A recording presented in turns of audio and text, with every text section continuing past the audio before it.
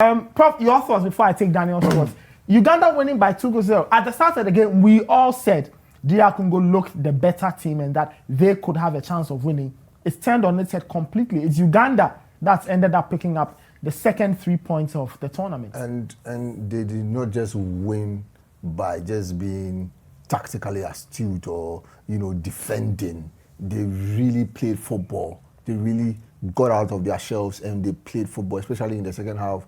Anytime they went on that run, the DR Congo defense was always all over the place. And I am still trying to understand exactly what hit DR Congo, because I didn't give Uganda a dog chance. In fact, when you asked me, I was just dismissive. I was that blunt to say that DR Congo was going to back home the 3 points. But I think they've really shocked me, in this particular game. Maybe I didn't expect too much from the Ugandans. But if, going through, watching the game, what hit me was Tunisia 94. Okay. Where Mali with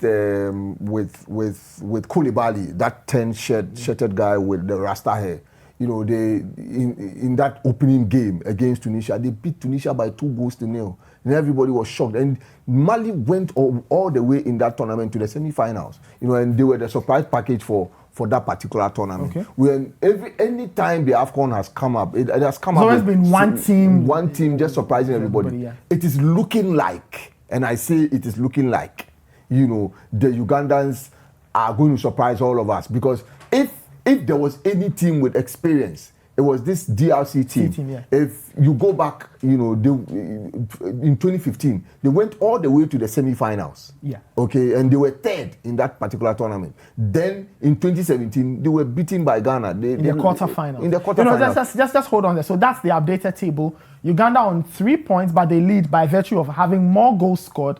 Egypt on 3 points with a goal difference of +1. Zimbabwe on -1. DR Congo on -2. Both teams have 0. And you can find this table on citisportsonline.com. So you can see the Citi Sports logo at the top there, citisportsonline.com. So all the tables are there and they get updated in real time as the games are happening, as the stories are evolving in the AFCON 2019 tournament. Prof, you were wrapping up. So, I think that, in wrapping up, really, I think that the Ugandans have done a splendid job. Credit to the coach. It's a well-drilled side, Few occasions, yes, they were able to cause problems, but Denis Onyango was always there to save the situation. But I don't think that the DRC succeeded in really opening them up that much. I think that, they are a very well-drilled side, and the Egyptians must really, really pay attention to the Ugandans. Daniel, how did DR Congo collapse? Because even before they conceded the first goal, they were in it largely, but in that second half, it went completely away from them, and they didn't have anything to fight with. I think we saw before the start of the game, the statistics from DRC in the qualifiers scored 8 and conceded 6. So certainly the defense wasn't the best out there. It showed 2 set pieces, 2 goals for Uganda. You could see Uganda had a clear plan of what they were going to do. They knew, in terms of personnel, they would not be able to open up DRC that much when it came to open play. So they relied on the set pieces. And Farouk Mia, a fantastic technique. He delivers the ball with so much precision, and his teammates were able to put in the back on it. For DRC, especially the attack, they should be very concerned, because you look at the personnel up there and they should have been doing better. Bakambu and Bulasi, these are 2 top-class strikers, African strikers who have made their name overseas, and you expected them to bring their experience and their expertise into this game, but it just couldn't happen. And especially for Bulasi, he's somebody who has the ability to create, take on players, and dribble 1 or 2 and create space, but it just didn't happen for them today. I think you look at the subsequent games, it's going to be difficult. We saw what Zimbabwe did yesterday against Egypt. They're also a very tough side, and Egypt, of course, are the host nation. They are not going to make it easy for DRC. So now it's a huge mountain to climb for DRC. Thankfully, this is 24 teams. This is a 24-team AFCON, and maybe they could get a chance. They could sneak in by virtue of the best third place. But I feel they should be very disappointed in this game. At least I thought they would grab a goal, especially how the first half ended. You could tell that if they had just got that little bit of spark in the second half, it would have come. But it just didn't happen, and you have to give credit to the Ugandans. They were ruthless in what they did today. All right, so French coach, Ugandan side, going through there. So you have other coaches. This is two Sebastians, actually. There's Sebastian Min of Kenya, and then they've got Sebastian Degat of Uganda. So two French coaches guiding their teams. We'll see what will happen later on when the Kenyans play in their game. But today it's DR Congo who fall at the feet of Uganda. Uganda winning by 2-0. Interesting story there. So that's the first game of the day. We've got a very interesting second game of the day involving our cousins, the Nigerians. They take on Burundi.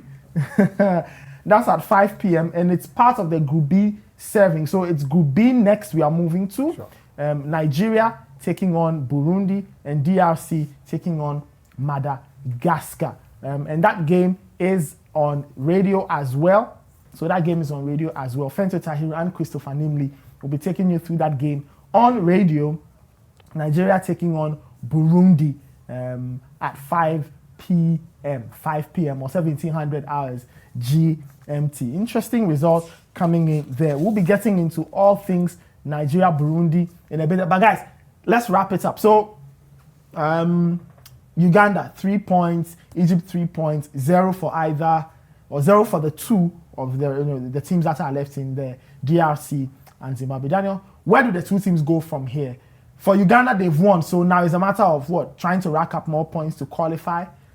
Yeah, if you are one of those who does a bit of mathematics before tournaments, I'm very sure the Ugandans would have looked at the games against DRC and Egypt. At least if they could pick up a draw in either one of those games and then beat Zimbabwe, they would be through. Now they have a bonus. They've got the 3 points against DRC. They go to the subsequent games against Egypt and Zimbabwe.